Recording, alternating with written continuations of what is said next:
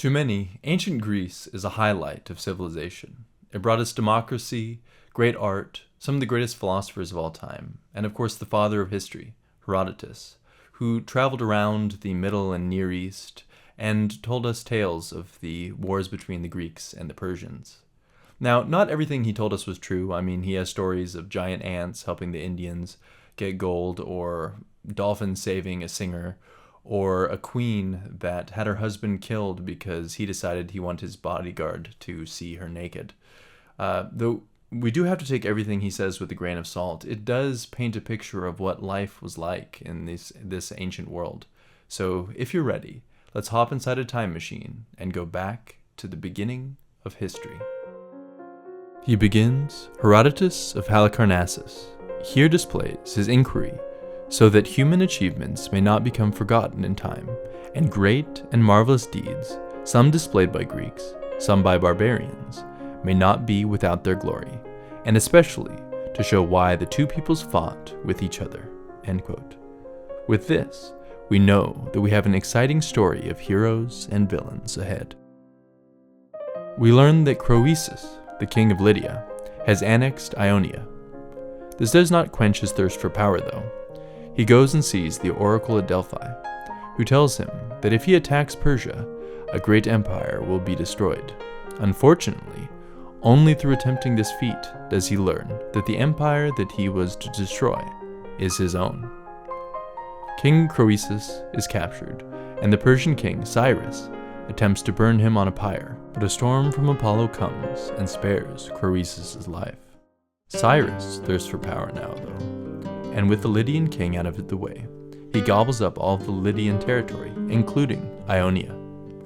The Ionians attempt to prevent this by allying with Sparta, but in the end, even this fails. Cyrus then sets his eyes on the Babylonians, who he defeats by diverting the river that runs into Babylon and using the bedrock as a means of entering the city. Cyrus's luck finally comes to an end when he is defeated by the Massagetae, who sever his head and place it in a bag. Cyrus's successor is Cambyses, who dreams of conquering Egypt. Herodotus himself is extremely fascinated by Egypt, especially the Nile River, and the way that it floods annually, supplying crops to the civilization. He points out that many of the Egyptian customs are the opposite of the Greeks, such as the way that Egyptians eat outdoors instead of indoors. He is mystified by all of the wildlife in Egypt, like hippos and crocodiles, and he finds it interesting that the Egyptians have a particular reverence for cats.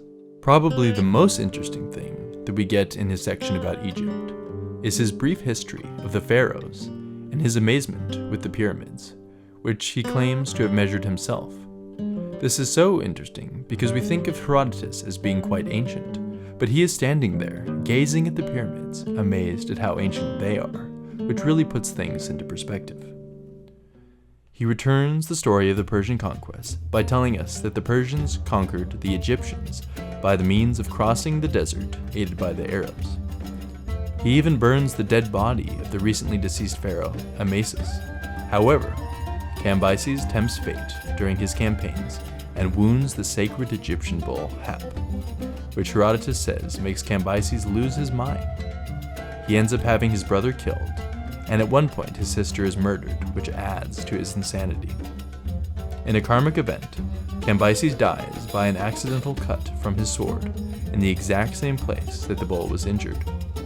This all took place as some magi took over Persia, tired of Cambyses' rule. A fake version of Cambyses' dead brother, Smerdis, is placed on the throne. This deception is discovered, though, and 7 conspirators turn against this new government and kill the Magi.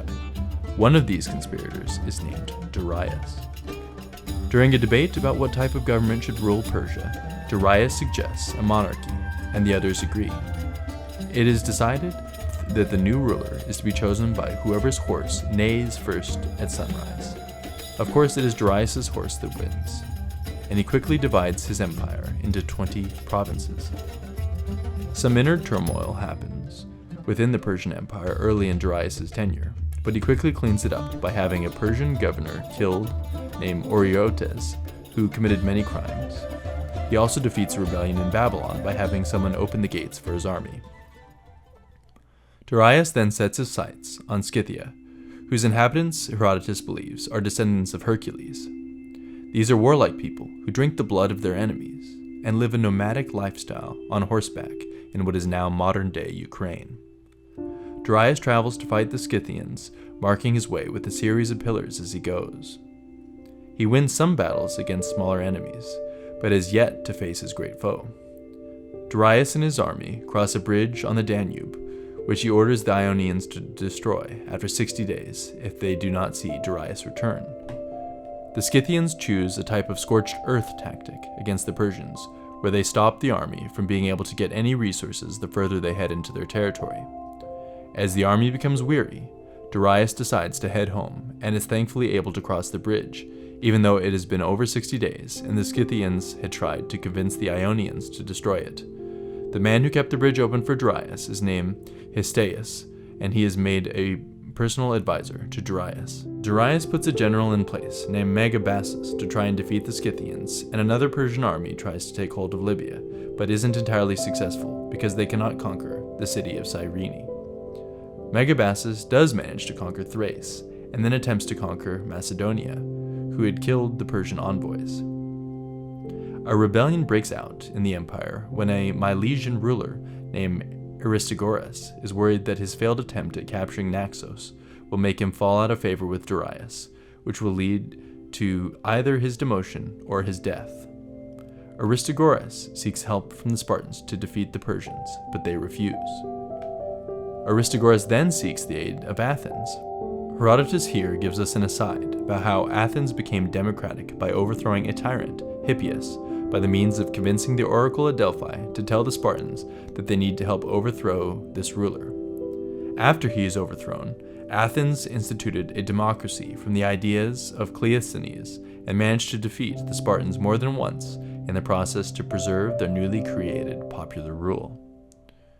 We then get back to the revolt of the Ionians, led by Aristogoras, who now have convinced the Athenians to join them. The rebels make some progress, capturing Sardis and Cyprus, but soon the Persians again gain the upper hand, and the Athenians return home while Aristogoras is killed. It is revealed that Herodotus was actually the author of the revolt, and he manages to escape for a while, but he is soon captured by the Phoenicians, an ally of Persia, during their conquest of Miletus.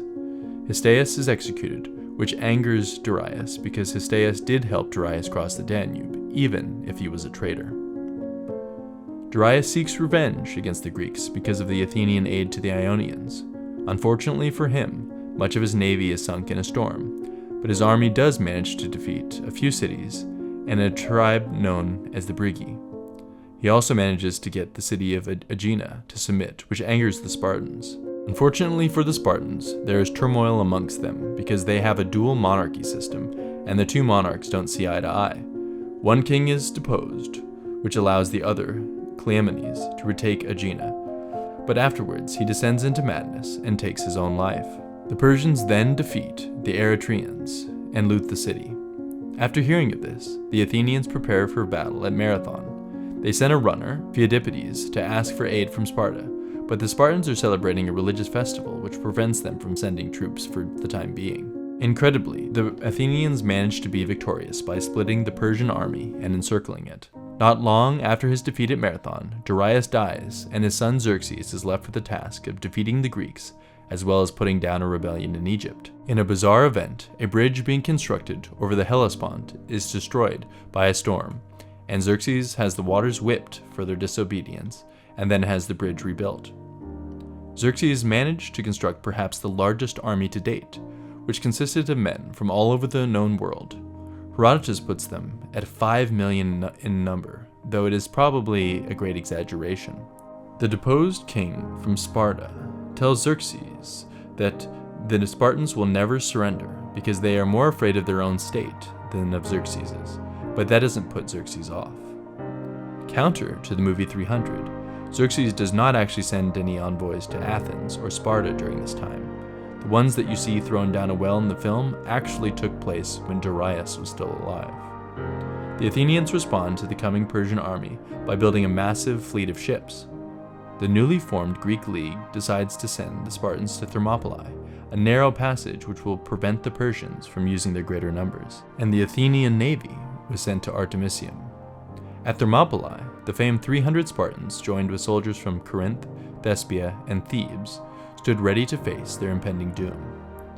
There is a funny section of the story where a spy sees that the Spartans are combing their hair and doing gymnastics, totally unworried about the upcoming battle. We also have the great line from the Spartan, Dionychus, that when told that the Persian archers are so numerous that their arrows block out the sun, replies, quote, "Good, then we will fight in the shade," end quote.